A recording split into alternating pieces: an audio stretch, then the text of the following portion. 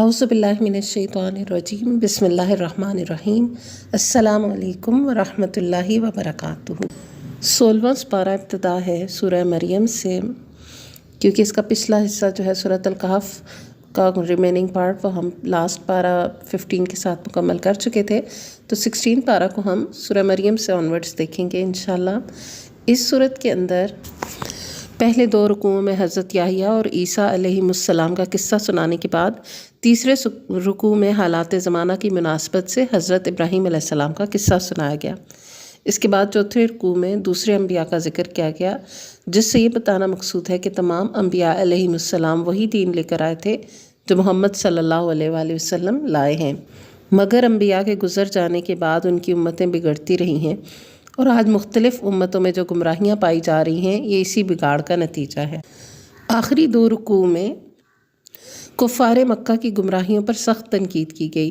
اور کلام ختم کرتے ہوئے اہل ایمان کو مژدہ سنایا گیا ہے کہ دشمنان حق کی ساری کوششوں کے باوجود بالآخر تم محبوب خلائق ہو کر رہو گے۔ بسم اللہ الرحمن الرحیم۔ کاف ہا یا عین صاد۔ ذکر رحمت ربک عبدہ زکریا اذ نادی ربہ نداء خفیا۔ کاف ہا یا عین صاد حروف مقطعات ہے۔ ذکر ہے اس رحمت کا جو تیرے رب نے اپنے بندے زکریا پر کی تھی جبکہ اس نے اپنے رب کو چپکے پکارا تھا۔ یہاں خفیہ اللہ کو پکارنے کی یعنی خاموشی سے چپکے اللہ کو پکارنے کی بھی فضیلت ہی سمجھ لیں کہ حضرت زکریا کا ذکر ہے، انہوں نے جب چپکے اللہ کو پکارا تو اللہ نے کیسے ان کی پکار سنی، اور انہوں نے مانگا کیا تھا؟ قال ربی انی وہن العظم منی واستعل الرأس شیبا ولم اکن بدعائک ربی شقیا۔ اس نے عرض کیا، اے پروردگار میری ہڈیاں تو گھل گئی ہیں اور سر بڑھاپے سے بھڑک اٹھا ہے، اے پروردگار میں تجھ سے کبھی دعا مانگ کر نامراد نہیں رہا۔ تو انہوں نے اپنے لیے اللہ سے کیا مانگا تھا؟ اولاد، جو آیت آتی ہے نا، وہ یرثنی و یرث من آل یعقوب واجعلہ ربی رضیہ۔ اے اللہ مجھے تو اپنے فضل خاص سے ایک وارث عطا کر جو میرا وارث بھی ہو اور آل یعقوب کی میراث بھی پائے۔ تو آل یعقوب کی میراث کیا آتی ہے؟ انبیاء کی میراث علم ہے، نبوت ہے، یعنی وہ خانوادہ یعقوب کی بھلائیوں کا وارث ہو۔ تو اللہ سبحانہ وتعالیٰ نے پھر ان کو یحییٰ علیہ السلام کی خوشخبری سنائی۔ تو سورہ مریم کی ابتدائی آیات کا واقعہ آپ نے جیسا کہ پہلے پڑھ چکے ہیں کہ ہجرت حبشہ کے واقعات میں بیان کیا گیا ہے کہ حبشہ کے بادشاہ نجاشی اور اس کے مصاحبین اور امراء کے سامنے جب حضرت جعفر بن ابی طالب رضی اللہ عنہ نے سورہ مریم کا ابتدائی حصہ پڑھ کر سنایا تو ایمان کی وجہ سے ان سب کی دھاڑیاں آنسوؤں سے تر ہو گئیں، اور نجاشی نے کہا کہ یہ قرآن اور عیسیٰ علیہ السلام جو لے کر آئے ہیں یہ سب ایک ہی مشعل کی کرنیں ہیں۔ اس کے بعد آیت نمبر 16 سے وَاذْكُرْ فِي الْكِتَابِ مَرْيَمَ اِذِ انتَبَذَتْ مِنْ أَهْلِهَا مَكَانًا شَرْقِيًّا، اور اے محمد صلی اللہ علیہ وآلہ وسلم اس کتاب میں مریم کا حال بیان کرو جبکہ وہ اپنے لوگوں سے الگ ہو کر مشرقی جانب گوشہ نشین ہو گئی تھیں۔ یہاں پر مشرقی جانب سے مراد بیت المقدس کی مشرقی جانب ہے۔ یہاں پر انہوں نے اپنے آپ کو عبادت کے لیے باقی لوگوں سے علیحدہ کر لیا تھا تاکہ ان کو یکسوئی حاصل رہے۔ اس حالت میں اللہ سبحانہ وتعالیٰ نے اپنے فرشتے کو ان کے سامنے بھیجا اور وہ انسان کی شکل میں نمودار ہوا، اور اس نے ان کو ایک لڑکے یعنی بیٹے کی خوشخبری سنائی۔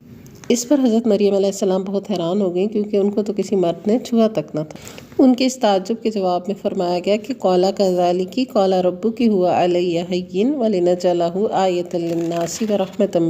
مِنَّا وَكَانَ أَمْرًا مَقْضِيًّا۔ فرشتے نے جواب دیا کہ ایسا ہی ہوگا، تیرا رب فرماتا ہے کہ ایسا کرنا میرے لیے بہت آسان ہے، اور ہم یہ اس لیے کریں گے کہ اس لڑکے کو لوگوں کے لیے ایک نشانی بنائے اور اپنی طرف سے ایک رحمت، اور یہ کام ہو کر رہنا ہے۔ پھر بچے کی پیدائش کے بعد جب وہ اس کو لے کر اپنی قوم میں نکلی تو لوگوں نے مختلف قسم کی باتیں کی، لیکن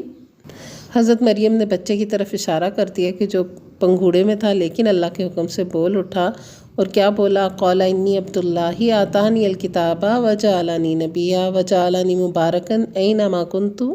وَأَوْصَانِي بِالصَّلَاةِ وَالزَّكَاةِ مَا دُمْتُ حَيًّا۔ بچہ بول اٹھا، میں اللہ کا بندہ ہوں، اس نے مجھے کتاب دی اور نبی بنایا اور بابرکت کی جہاں بھی میں رہوں، اور نماز اور زکوٰۃ کی پابندی کا حکم دیا جب تک میں زندہ رہوں، اور اپنی والدہ کا حق ادا کرنے والا بنایا، اور مجھ کو جبار اور شقی نہیں بنایا۔ سلام ہے مجھ پر جب کہ میں پیدا ہوا اور جب کہ میں مروں اور جب کہ زندہ کر کے اٹھایا جاؤں۔ اور یہ بھی بتا دیا گیا کہ یہ عیسیٰ ابن مریم ہے، یہ عیسیٰ ابن مریم ہے، مریم کے بیٹے ہیں، اللہ کے بیٹے نہیں ہیں، کیونکہ اللہ تو کام ہی نہیں ہے کہ کسی کو اپنا بیٹا بنائے۔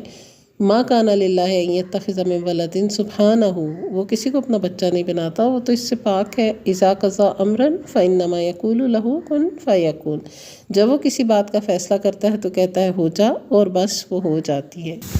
پھر آیت نمبر 41 میں حضرت ابراہیم علیہ السلام کا ذکر آ گیا۔ ان کی بھی آیت 48 میں دعا آتی ہے کہ انہوں نے کہا کہ وَأَعْتَزِلُكُمْ وَمَا تَدْعُونَ مِن دُونِ اللَّهِ وَأَدْعُو رَبِّي عَسَىٰ أَلَّا أَكُونَ بِدُعَاءِ رَبِّي شَقِيًّا۔ اپنے مشرک اہل خاندان کو چھوڑ کر انہوں نے جب یہ دعا کی کہ میں آپ لوگوں کو بھی چھوڑتا ہوں اور ان ہستیوں کو بھی جنہیں آپ لوگ خود اللہ کو چھوڑ کر پکارتے ہیں، میں تو اپنے رب ہی کو پکاروں گا، امید ہے کہ میں اپنے رب کو پکار کر نامراد نہیں رہوں گا۔ تو دیکھیں ایسی ہی دعا حضرت زکریا کی ہم نے شروع میں پڑھی تھی نا، وَلَمْ أَكُمْ بِدُعَائِكَ رَبِّ شَقِيًّا، کیا میرے پروردگار میں تجھے پکار کر کبھی محروم نہیں رہا۔ اور حدیث میں بھی آتا ہے کہ اللہ سے اس حال میں دعا کرو کہ تمہیں قبولیت کا پکا یقین ہو۔ تو پھر اللہ سبحانہ وتعالیٰ نے ان کو بھی نوازا، کیسے؟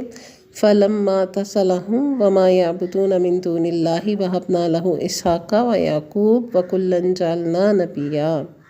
وَوَهَبْنَا لَهُم مِّن رَّحْمَتِنَا وَجَعَلْنَا لَهُمْ لِسَانَ صِدْقٍ عَلِيًّا۔ پس جب وہ ان لوگوں کو چھوڑ کر ان کے معبودان غیر اللہ سے جدا ہو گیا تو ہم نے اسحاق اور یعقوب علیہ السلام جیسی اولاد دی، یعنی بیٹا بھی اور پوتا بھی، اور ہر ایک کو نبی بنایا، یعنی بیٹا بھی نبی اور پوتا بھی، اور ان کو اپنی رحمت سے نوازا اور ان کو سچی ناموری عطا کی۔ سبحان اللہ۔ تو اللہ تعالیٰ تو انعام میں وہ نوازتے ہیں جو کوئی اور نواز ہی نہیں سکتا۔ وَاذْكُرْ فِي الْكِتَابِ مُوسَىٰ إِنَّهُ كَانَ مُخْلَصًا وَكَانَ رَسُولًا نَبِيًّا۔ تو آیت 51 میں حضرت موسیٰ علیہ السلام کا ذکر وہ بھی آ گیا، اور آیت 53 میں ان کے بھائی ہارون کی بھی بات ہوئی۔ پھر حضرت اسماعیل علیہ السلام کا ذکر آیا کہ وہ بھی اپنے اہل خانہ کو نماز اور زکوٰۃ کی تلقین کرتے تھے، اور ادریس علیہ السلام کی صفت آئی کہ وہ صدیق نبی تھے، اور یہ سب حضرت آدم علیہ السلام کی ذریت سے تھے، اور جن کو حضرت نوح علیہ السلام نے اپنے ساتھ کشتی میں سوار کیا، اور حضرت ابراہیم اور اسماعیل علیہ السلام کی ذریت سے بھی تھے۔ ان سب کو اللہ نے چن لیا تھا، اور ان کے اندر عاجزی کی صفت پائی جاتی تھی کہ اللہ کی الرحمن کی آیتیں سن کر یہ سجدے میں روتے ہوئے گر جاتے تھے۔ پھر ایسے لوگوں کا ذکر آیا کہ جو ان پیغمبروں کے عرصہ بعد ان کے وہ ناخلف لوگ ان کے جانشین ہوئے جنہوں نے نماز کو ترک کیا اور خواہشات نفس کی پیروی کی، بس قریب ہے کہ وہ گمراہی کے انجام سے دوچار ہوں گے، البتہ جو توبہ کریں اور ایمان لے آئیں اور نیک عمل اختیار کریں وہ جنت میں داخل ہوں گے۔ تو پتہ یہ چلا کہ جو چیز اس سارے خوبصورت سلسلے کو، نبوت کی ان میراث کو، علم کو، اللہ کی رحمتوں کو آگے سے آگے لے کر جاتے ہوئے جو چیز نقصان پہنچاتی ہے، وہ سب سے پہلی چیز ہے نماز کا ضیاع اور دوسری خواہشات نفس کی پیروی۔ اس کے بعد آیت نمبر 71 اور 72 میں پل صراط کا ذکر ہے، جس کے بارے میں مختلف احادیث آتی ہیں کہ یہ جہنم کے اوپر پل بنایا جائے گا جس میں سے ہر مومن اور کافر کو گزرنا ہوگا۔ مومن تو اپنے اپنے اعمال کے مطابق جلد یا بدیر گزر جائیں گے، کچھ تو پلک جھپکتے، کچھ بجلی اور ہوا کی طرح، کچھ پرندوں کی طرح، اور کچھ عمدہ گھوڑوں اور دیگر سواریوں کی طرح، یوں کچھ بالکل صحیح سالم، کچھ زخمی، تاہم پل عبور کر لیں گے، کچھ جہنم میں گر پڑیں گے جنہیں بعد میں شفاعت کے ذریعے سے نکال لیا جائے گا، لیکن کافر اس پل کو عبور کرنے میں کامیاب نہیں ہوں گے اور سب جہنم میں گریں گے۔ پھر فرمایا آیت نمبر 85 میں یوم نحشر المتقین الی الرحمن وفدا ونسوق المجرمین الی جہنم وردا لا یملکون الشفاعۃ الا من اتخذ عند الرحمن عہدا وقالوا اتخذ الرحمن ولدا لقد جئتم شیئا ادا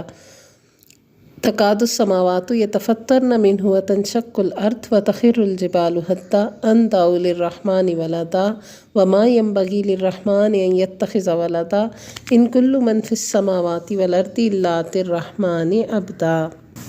تو یہاں پر نا یہ آیتیں میں نے اس لیے بھی زیادہ پڑھی کیونکہ آپ دیکھتے جائیں کہ اس صورت کے اندر الرحمن کا ذکر کتنی دفعات ہے، لفظ الرحمن کتنی دفعات ہے۔ تو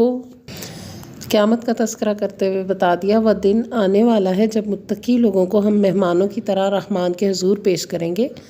اور مجرموں کو پیاسے جانوروں کی طرح جہنم کی طرف ہانک لے جائے جائیں گے۔ اس وقت لوگ کوئی سفارشی لانے پر قادر نہ ہوں گے بجز اس کے جس نے رحمان کے حضور پروانہ حاصل کر لیا ہو۔ وہ کہتے ہیں کہ رحمان نے کسی کو بیٹا بنایا ہے، سخت بےہودہ بات ہے جو تم لوگ گھڑ لائے ہو۔ قریب ہے کہ آسمان پھٹ پڑے، زمین شک ہو جائے اور پہاڑ گر جائے اس بات پر کہ لوگوں نے رحمان کے لیے اولاد ہونے کا دعویٰ کیا۔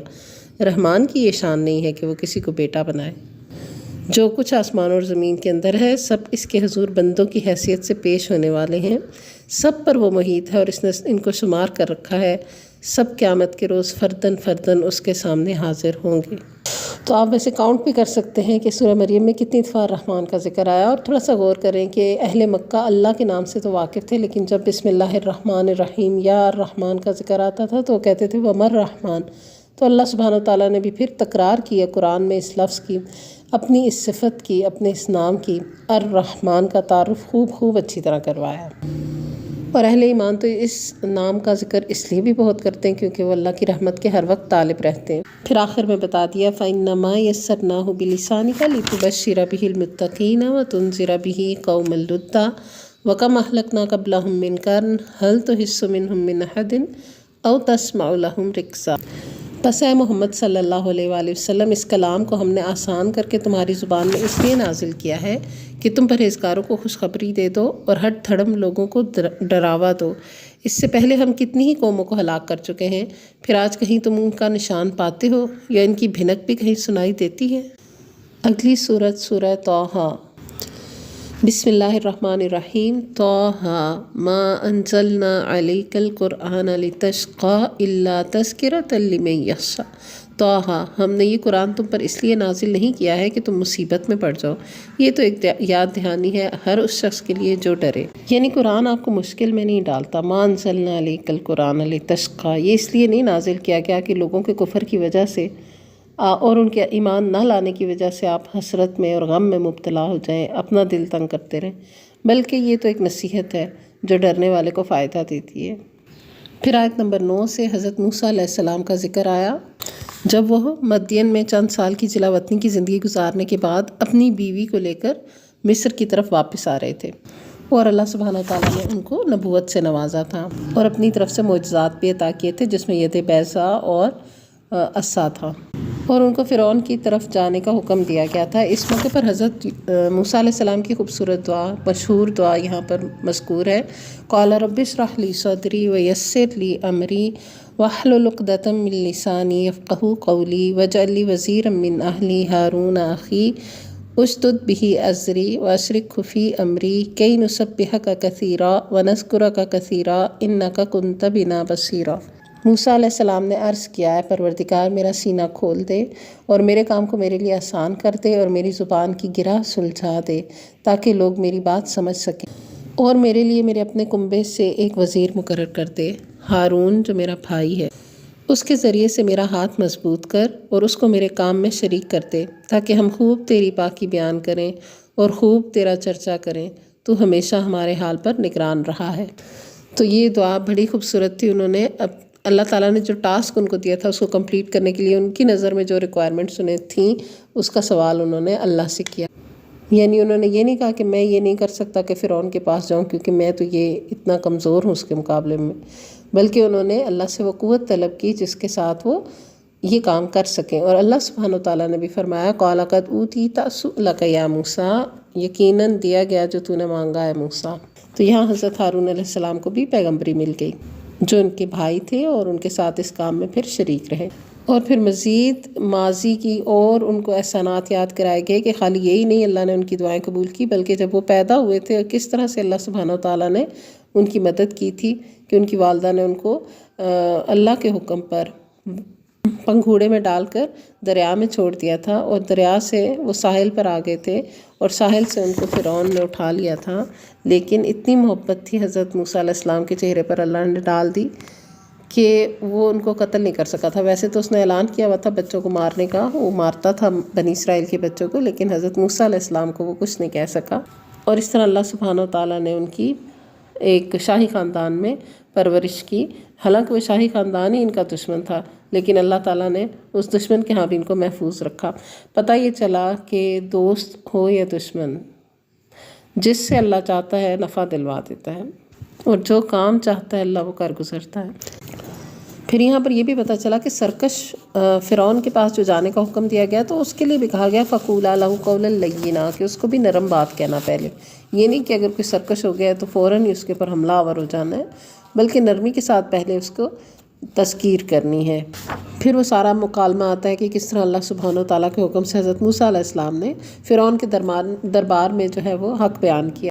لیکن فرعون نہیں مانا کیونکہ اس کو اقتدار کا لالچ تھا، اور اس نے اس کو جادو کا نام دیا، اور جادوگروں کو بلا کر حضرت موسیٰ علیہ السلام کے ساتھ مقابلہ کروانا چاہا، اور جادوگر بھی حضرت موسیٰ کے معجزات دیکھ کر عاجز آ گئے اور انہوں نے ایمان قبول کر لیا۔ پھر آخر میں فرعون کے غرق ہونے کا واقعہ بھی آتا ہے کہ حضرت موسیٰ علیہ السلام کس طرح سے اپنی بنی اسرائیل کی قوم کو لے کر سمندر عبور کر رہے تھے، تو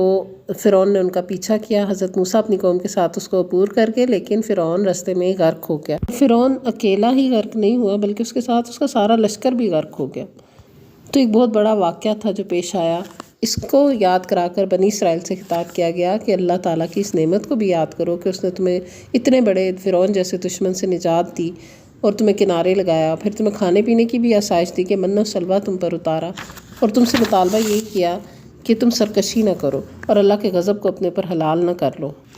لیکن بنی اسرائیل گاہے بگاہے اللہ کی نافرمانی کا کوئی کام کرتے رہے، جیسے کہ یہاں پہ ذکر ہے کہ انہوں نے عبادت کے لیے بچڑا بنا لیا تھا موسیٰ علیہ السلام کی غیر موجودگی میں۔ بہرحال پھر اللہ تعالیٰ نے ان کی توبہ قبول کی تھی بعد میں۔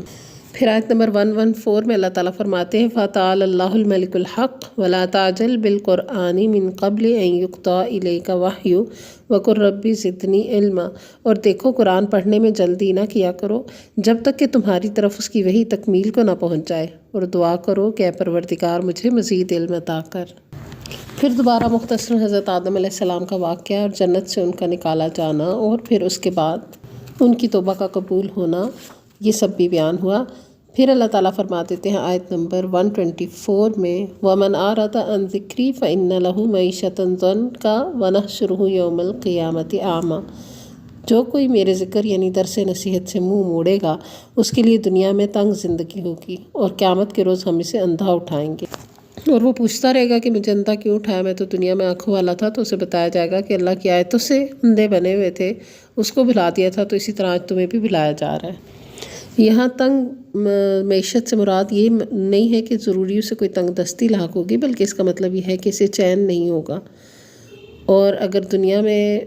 ہے بھی تو آخرت میں اس کے لیے یا قبر میں اس کے لیے بہت تنگی ہوگی۔ پھر آخری آیت میں فرما دیا کل متربص فتربصوا فستعلموا من اصحاب الصراط السوی ومن اہتدی، اے محمد صلی اللہ علیہ وآلہ وسلم ان سے کہو ہر ایک انجام کار کے انتظار میں ہے، بس اب منتظر رہو، ان قریب تمہیں معلوم ہو جائے گا کہ کون سیدھی راہ چلنے والے ہیں اور کون ہدایت یافتہ ہیں۔ 17واں پارہ جس کی ابتدا سورۃ الانبیاء سے ہوتی ہے، اس سورہ میں وہ کشمکش زیر بحث ہے جو نبی صلی اللہ علیہ وآلہ وسلم اور سرداران قریش کے درمیان برپا تھی۔ قریش مکہ آپ صلی اللہ علیہ وآلہ وسلم کی رسالت اور توحید اور عقیدہ آخرت پر شکوک و شبہات کا بھی اور اعتراضات کا بھی اظہار کرتے رہتے تھے، جس کے جواب دیے گئے اور ان کی مخالفت اور ان کی بری چالوں کی زجر و توبیخ کی گئی۔ بسم اللہ الرحمن الرحیم اقترب للناس حسابهم وهم فی غفلۃ معرضون، قریب آ گیا ہے لوگوں کے حساب کا وقت اور وہ ہیں کہ غفلت میں منہ موڑے ہوئے ہیں، یعنی قیامت قریب ہی آ لگی ہے اور لوگ جو ہیں وہ غافل بیٹھے ہیں، اور ہر انسان کی قیامت تو اس کی موت کے ساتھ واقع ہو ہی جاتی ہے۔ من مات فقط قامت قیامت، جو مر جاتا ہے اس کی تو قیامت ہی ہو گئی نا، اس کے پاس تو عمل کا وقت ختم ہو گیا، تو قریب ہی ہے وقت۔ لیکن اور ایک حدیث میں یہ بھی آتا ہے کہ آپ صلی اللہ علیہ وسلم نے اپنی دونوں انگلیاں کھڑی کر کے فرمایا کہ میں اور ایسے وقت پر مبعوث کیا گیا ہوں کہ میں اور قیامت ان دو انگلیوں کی طرح ہے، یعنی کم ہی وقت ہے قیامت میں، جو چیز آنے والی ہے بس وہ قریب ہی ہے۔ تو اس لیے تیاری کرنے کے بجائے یہ اہل مکہ، یہ مشرکین مکہ غفلت میں پڑے ہوئے ہیں اور اس کو کھیل تماشا بنا لیے بجائے نصیحت حاصل کرنے کے اعتراضات کر رہے ہیں۔ اور آیت نمبر 10 میں اللہ سبحانہ وتعالیٰ نے بڑی خوبصورتی سے یہ واضح کر دیا کہ لَقَدْ أَنزَلْنَا إِلَيْكُمْ كِتَابًا فِيهِ ذِكْرُكُمْ أَفَلَا تَعْقِلُونَ، لوگو ہم نے تمہاری طرف ایک ایسی کتاب بھیجی ہے جس میں تمہارا ہی ذکر ہے، کیا تم سمجھتے نہیں ہو؟ یعنی قرآن مجید میں ذکر ہی تمہارا آیا ہے، تمہاری پیدائش کا بھی ذکر ہے، تمہارے مرنے کا بھی ذکر ہے، زندگی گزارنے کے طریقے بھی ہیں، مرنے کے بعد کے انجام بھی ہیں، تمہارے لیے ہر رستے کا تعین بھی کیا گیا ہے، اس کے اندر اچھائی برائی بتائی گئی ہے، اور تم اسی سے غافل بن کے بیٹھے ہوئے ہو۔ تمہارے لیے ہی تو یہ پیغام ہے، پھر یہ کیسے ہو سکتا ہے کہ تم اسی سے ہی غافل ہو جاؤ؟ پھر کچھ آیات میں اللہ تعالیٰ کی وحدانیت بیان کی گئی اور رسولوں کی رسالت کا یہ مقصد بتایا گیا کہ وہ توحید کی دعوت دیں۔ پھر اس کے بعد آیت نمبر 47 کے اندر موازین کا ذکر کیا گیا کہ قیامت کے روز ہم ٹھیک ٹھیک تولنے والے ترازو رکھ دیں گے، پھر کسی شخص پر ذرہ برابر ظلم نہ ہوگا، جس کا رائی کے دانے برابر بھی کچھ کیا دھرا ہوگا وہ ہم سامنے لے آئیں گے اور حساب لگانے کے لیے ہم کافی ہیں۔ تو انسان کا ہر عمل تولا جائے گا، پھر جس کے نیکی کے پلڑے بھاری ہوں گے وہ جنتوں میں جائے گا۔ تو اس لیے آج دنیا میں یہ موقع ہے کہ اپنی نیکیوں کو اضافہ کیا جائے، گناہوں سے بچنا، ان کو ترک کرنا، یہ بھی ایک نیکی شمار ہوتی ہے، اور اللہ کا ذکر بھی نیکی ہے، لا الہ الا اللہ کہنا نیکی ہے، اشہد ان لا الہ الا اللہ واشہد ان محمدًا عبدہ ورسولہ کہنا نیکی ہے، سبحان اللہ والحمد للہ ولا الہ الا اللہ کہنا نیکی ہے۔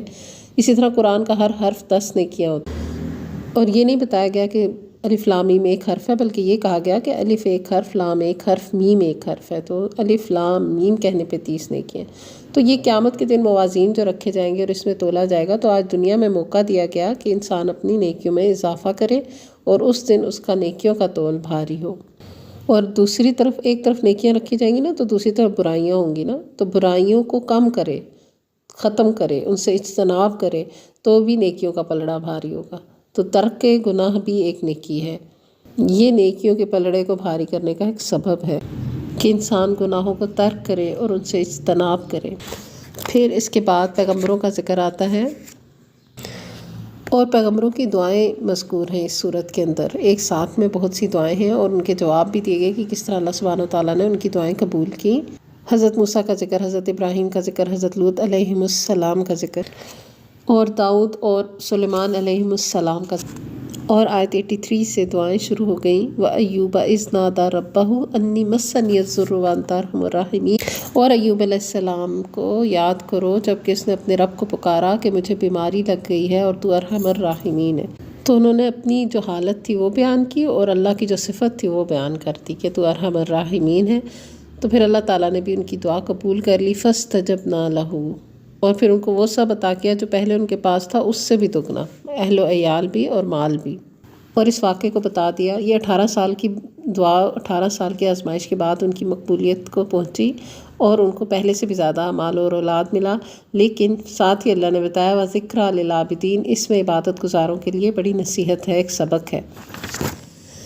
اور اسماعیل، ادریس اور ذوالکفل علیہم السلام، یہ بھی اللہ کے پیغمبر تھے، ان کو بھی اس نے اپنی رحمت میں شامل کیا، یہ سب بھی صابر تھے، صالحین تھے۔ اور وذنون، حضرت یونس علیہ السلام کا بھی ذکر آ گیا، ان کی بھی دعا آ گئی کہ فنادیٰ فی الظلمات ان لا الہ الا انت سبحانک انی کنت من الظالمین، کہ اس نے تاریکیوں میں یعنی مچھلی کے پیٹ میں ہمیں پکارا، نہیں ہے کوئی خدا مگر تو، پاک ہے تیری ذات، بے شک میں نے قصور کیا۔ تو اللہ تو پاک ہے نا، جب بھی کوئی معاملہ گڑبڑ ہو جائے زندگی میں تو اللہ تو پاک ہی ہے، قصور بندے سے ہی ہوتا ہے۔ تو اس لیے یہ کہہ دینا کہ لا الہ الا انت سبحانک انی کنت من الظالمین، یہ بندے کو نجات دیتا ہے اس پریشانی سے، اللہ تعالیٰ خوش ہو کر اس کے لیے مشکل حل کر دیتے ہیں، کھول دیتے ہیں۔ فاستجبنا لہ، تو اللہ نے بھی ان کی بھی دعا قبول کر لی اور ان کو غم سے نجات دی۔ ونجیناہ من الغم، فاستجبنا لہ ونجیناہ من الغم وکذالک ننجی المؤمنین، ہم نے اس کی دعا قبول کی، اس کو غم سے نجات دی، اسی طرح ہم مومنوں کو غم سے نجات دیا کرتے ہیں۔ یعنی یہ خالی واقعہ ایک ہی نہیں ہوا تھا، جو بھی اللہ کو ایسے پکارے گا اللہ تعالیٰ اس کو نجات دیں گے غم سے۔ حدیث میں بھی آتا ہے کہ کیا میں تمہیں وہ دعا نہ بتاؤں کہ جب رنج و غم میں مبتلا آدمی وہ پڑھے تو اس کی تکلیف دور ہو جائے؟ کہا گیا کیوں نہیں؟ فرمایا وہ مچھلی والے کی دعا ہے، لا الہ الا انت سبحانک انی کنت من الظالمین۔ اچھا، اب اس سے مطلب یہ نہیں ہے کہ 1,24,000 دفعہ پانی میں رکھ کے ہی تسبیح پڑھیں گے تو ہی قبول ہوگی، نہیں، دل سے پڑھیں، تعداد نہیں بتائی گئی کہ کتنی بار۔ توجہ، فوکس اللہ کی رحمت اور بخشش حاصل کرنے کے لیے اپنے گناہوں کے اعتراف پر، اللہ کی پاکی بیان کرنے پر ہونا چاہیے، نہ کہ تعداد پر۔ پھر زکریا علیہ السلام کی دعا بھی آ گئی، جو کہ ہم نے سورہ مریم کے شروع میں آج ہی کے سبق میں پڑھا تھا کہ انہوں نے بھی اللہ کو خفیہ خفیہ پکارا تھا۔ تو کیا پکارا تھا؟ وزکریا اذ نادیٰ ربہ ربی لا تذرنی فردا وانت خیر الوارثین، اور زکریا کو بھی یاد کرو جب اس نے اپنے رب کو پکارا کہ اے پروردگار مجھے اکیلا نہ چھوڑ اور بہترین وارث تو تو ہی ہے۔ اللہ نے ان کی بھی دعا قبول کی. فاستجبنا لہ ووہبنا لہ یحییٰ واصلحنا لہ زوجہ انہم کانوا یسارعون فی الخیرات ویدعوننا رغبا ورہبا وکانوا لنا خاشعین. سبحان اللہ. بس ہم نے اس کی بھی دعا قبول کی اور اسے یحییٰ بیٹا عطا کیا اور اس کی بیوی کو اس کے لیے درست کر دیا. یہ لوگ نیکی کے کاموں میں توڑ دھوپ کرتے تھے اور ہمیں رغبت اور خوف کے ساتھ پکارتے تھے اور ہمارے آگے جھکے ہوئے تھے. تو یہاں اتنے سب پیغمبروں کی دعائیں اور ان کے بعد فاستجبنا لہ کے الفاظ کہ اللہ نے ان کی دعائیں کیسے قبول کی، اور اہل ایمان کے لیے اس میں سبق بھی ہے، نجات کا وعدہ بھی ہے، ان کے لیے بھی اس میں بہت سی خوشخبریاں بھی ہیں. لیکن یہ بھی غور کیا جائے کہ یہ پیغمبر تھے کیسے کہ وہ نیکی میں آگے بڑھتے تھے، اللہ کے آگے رغبت اور رہبت سے اس کو پکارتے اور اس کے آگے خشیت رکھتے تھے، ڈرنے والے تھے اللہ کے آگے. پھر حضرت مریم علیہ السلام کی بھی تعریف آئی کہ خاتون ہو کر انہوں نے کس طرح اپنی عزت کی، اپنی عصمت کی حفاظت کی. اس کے بعد سورۃ الانبیاء کا اختتام ہوتا ہے اس آیت پر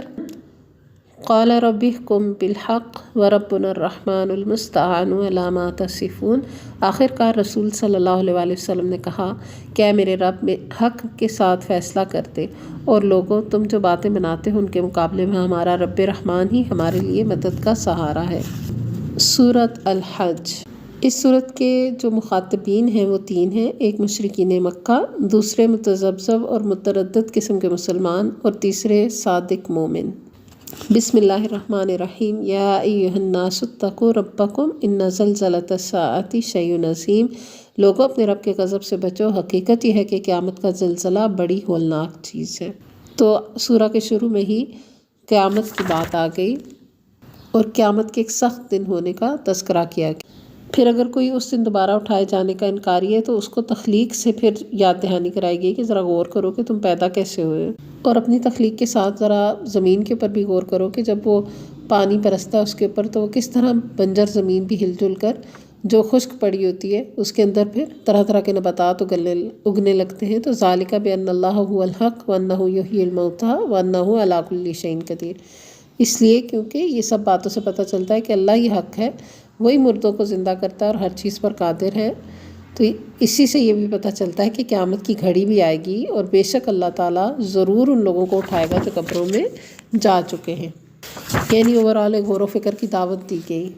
اپنی تخلیق پر، کائنات کے اوپر غور کر کے انسان یہ بخوبی اندازہ لگا سکتا ہے کہ اللہ کے لیے کچھ مشکل نہیں ہے کہ وہ مردوں کو قیامت کے دن پھر اٹھائے گا. پھر ان لوگوں کا ذکر کیا گیا کہ جو کنارے پر رہ کر اللہ کی بندگی کرتے ہیں، فائدہ ہو تو دین میں چلتے رہتے ہیں، اگر کوئی نقصان ہو جائے تو دین چھوڑ دیتے ہیں. تو اس لیے اس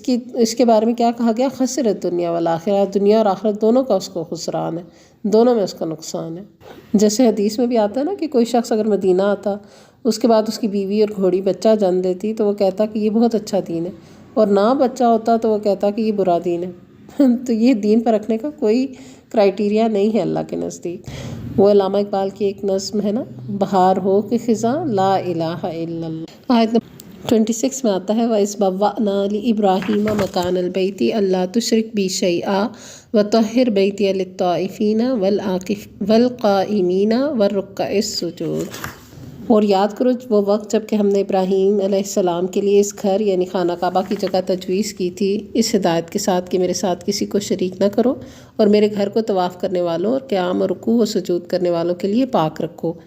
اور لوگوں کو حج کے لیے اذن عام دے دو کہ وہ تمہارے پاس ہر دور دراز مقام سے پیدل اور اونٹوں پر سوار آئیں تاکہ وہ فائدے دیکھیں جو یہاں ان کے لیے رکھے گئے ہیں. تو یہاں پر اعلان کروایا گیا تھا حضرت ابراہیم علیہ السلام سے وَأَذِّن فِي النَّاسِ بِالْحَجِّ کہ لوگ حج کے لیے آئیں خانہ کعبہ کی طرف.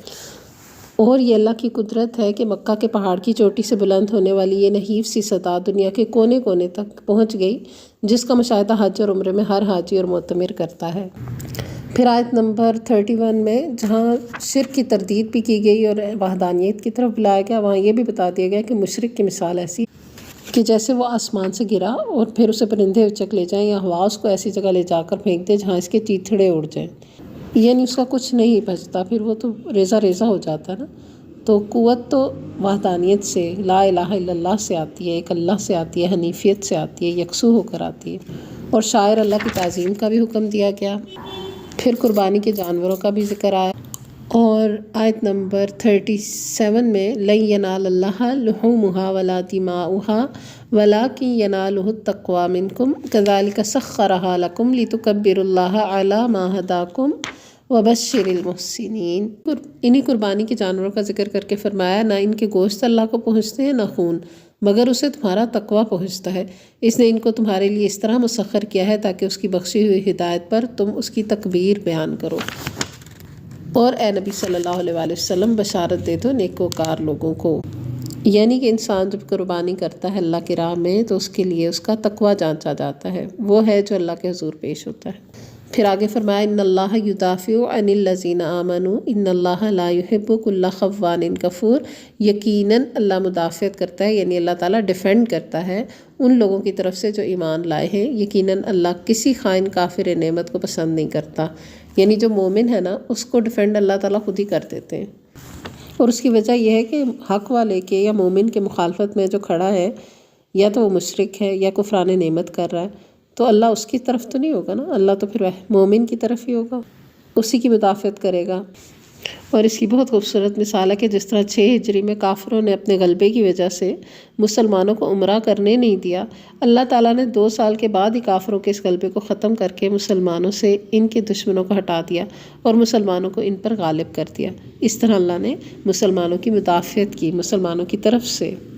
اسی صورت میں آگے چل کے وَلَيَنْصُرَنَّ اللَّهُ مَن يَنْصُرُهُ کا خوبصورت اصول بتایا گیا کہ اللہ ضرور ان لوگوں کی مدد کرے گا جو اس کی مدد کریں گے، یعنی جو اللہ کے دین کی مدد کرے گا، اللہ کے دین کے نفاذ میں مددگار ہوگا، اللہ بھی اس کا مددگار ہوگا۔ اور ایسے لوگوں کی خصوصیت یہ بتائی گئی کہ جب انہیں زمین میں کوئی اقتدار ملتا ہے تو وہ نماز کا قیام کرتے ہیں، زکوٰۃ ادا کرتے ہیں، امر بالمعروف اور نہی عن المنکر کرتے ہیں۔ تو اپنا جائزہ بھی لینے کی ضرورت ہے کہ کچھ نعمت ملنے پر کہیں ہم ایسا تو نہیں کرتے کہ اسی وقت نماز چھوڑ دیتے ہوں یا نیکیوں کے کام ترک کر دیتے ہوں۔ پھر آیت نمبر 73 میں ایک مثال دی گئی لوگوں کو سمجھانے کے لیے، لوگوں ایک مثال دی جاتی ہے، غور سے سنو۔ جن معبودوں کو تم خدا کو چھوڑ کر پکارتے ہو وہ سب مل کر ایک مکھی بھی پیدا کرنا چاہیں تو نہیں کر سکتے، بلکہ اگر مکھی ان سے کوئی چیز چھین لے جائے تو وہ اسے چھڑا بھی نہیں سکتے۔ مدد چاہنے والے بھی کمزور اور جن سے مدد چاہی جاتی ہے وہ بھی کمزور۔ ضعف الطالب والمطلوب ما قدر اللہ حق قدرہ ان اللہ لقوی عزیز۔ ان لوگوں نے اللہ کی قدر ہی نہیں پہچانی جیسا اس کے پہچاننے کا حق ہے۔ واقعہ یہ ہے کہ اللہ تو قوت والا اور عزت والا ہے۔ اب یہاں پر بہت ہی خوبصورت مثال دی گئی کہ جیسے مکھی ہے نا، مکھی کیا بنائیں گے کہ مکھی کوئی چیز اڑا کے لے جائے تو مکھی پکڑ کے اس سے واپس چیز نہیں لے سکتے ہم۔ تو جو لوگ شرک کرتے ہیں ان کی یہ مثال دی گئی کہ وہ بھی جو پکار رہے ہیں غیر اللہ کو وہ بھی کمزور اور غیر اللہ بھی کمزور جس کو پکارا جا رہا ہے۔ دوسری طرف اللہ القوی ہے، العزیز ہے، اللہ تو قوی قوت والا عزت والا ہے، تو پھر اگر اس کو نہیں پکارا اور اس کو چھوڑ کے دوسروں کو پکارا ہے تو یہ اللہ کے حق کی ناقدری کی ہے، یہ اللہ کی قدر نہیں کی۔ اللہ کی قدر کا حق یہی ہے کہ اسی ایک کو پکارا جائے اور اس کے ساتھ کسی کو شریک نہ کیا جائے۔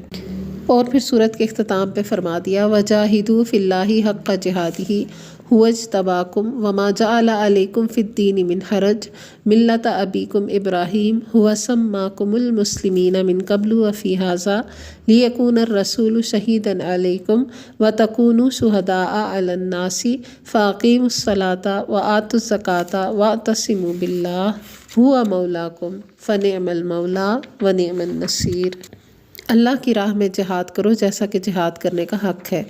اس نے تمہیں اپنے کام کے لیے چن لیا ہے اور دین میں تم پر کوئی تنگی نہیں رکھی۔ قائم ہو جاؤ اپنے باپ ابراہیم علیہ السلام کے طریقے پر۔ اللہ نے پہلے بھی تمہارا نام مسلم رکھا تھا اور اس قرآن میں بھی تمہارا یہی نام ہے تاکہ رسول تم پر گواہ ہو اور تم لوگوں پر گواہ۔ بس نماز قائم کرو، زکوٰۃ دو اور اللہ سے وابستہ ہو جاؤ، وہ تمہارا مولا ہے، بہت ہی اچھا ہے وہ مولا، بہت ہی اچھا ہے وہ مددگار۔ سبحان اللہ۔ اللہ کے راستے میں جہاد سے مراد صرف قتال نہیں ہے بلکہ ہر دم کوشش، جس وقت جو کوشش مطلوب ہے اس وقت وہ کوشش کرتے رہنا اللہ کے راستے میں، اللہ کے راستے میں آگے بڑھنے کے لیے، اور اپنے آپ کو ملت ابراہیم پر قائم کرنا۔ اور ابراہیم کا طریقہ کیا تھا علیہ السلام؟ کہ وہ یکسو تھے ایک اللہ کی جانب اور مشرک نہیں تھے۔ اور پھر مسلم کا نام جو ٹائٹل دیا گیا ہمیں پہلے بھی اور بعد میں بھی، یعنی اس قرآن میں بھی اور اس سے پہلے بھی جو اللہ کے فرما بردار ہیں وہ مسلم کہلاتے ہیں، کسی فرقے کے نام سے نہیں جانے جاتے۔ تو مسلمان ہونا، اسلام کا پیروکار ہونا، یہی اعزاز ہے، یہی اللہ کی طرف سے ایک شرف ہے ہمیں ملا۔ ہوا مولاکم فنعم المولا و نعم النصیر، وہ تمہارا مولا ہے، بہت ہی اچھا وہ مولا، بہت ہی اچھا وہ مددگار۔ تو حسبنا اللہ و نعم الوکیل، نعم المولا و نعم النصیر، ہمیں اللہ ہی کافی ہے، اور وہ کتنا اچھا کارساز ہے، کتنا اچھا مولا، کتنا اچھا مددگار۔ وآخر دعوانا ان الحمد للہ رب العالمین، سبحانک اللہم و بحمدک، نشہد ان لا الہ الا انت، نستغفرک و نتوب الیک۔ السلام علیکم ورحمۃ اللہ وبرکاتہ۔